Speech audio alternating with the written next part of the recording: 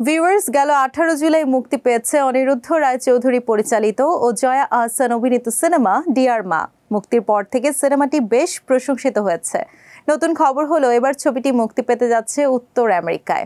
জানা গেছে যুক্তরাষ্ট্রের 16টির বেশি শহরে একযোগে মুক্তি পাবে ফিল্মটি।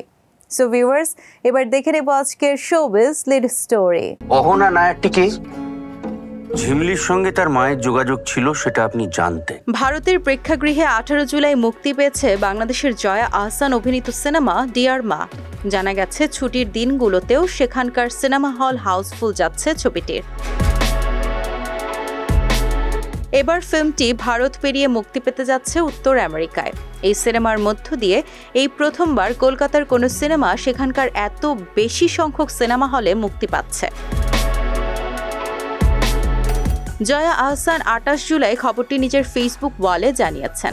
সেখানে তিনি লিখেছেন, টলিউডের কোনো সিনেমার সর্ববৃহত্তম উত্তর আমেরিকায় শুভ মুক্তি, 8 আগস্ট থেকে আপনার শহরে। জানা গেছে যুক্তরাষ্ট্রের 16টির বেশি শহরে একযোগে মুক্তি পাবে ডিয়ার মা। এই সিনেমা জয়া ছাড়া আরও অভিনয় করেছেন শাশ্বত চট্টোপাধ্যায়, চন্দন রায়, স্যানাল, ধৃতিমান চট্টোপাধ্যায় সহ অনেকে।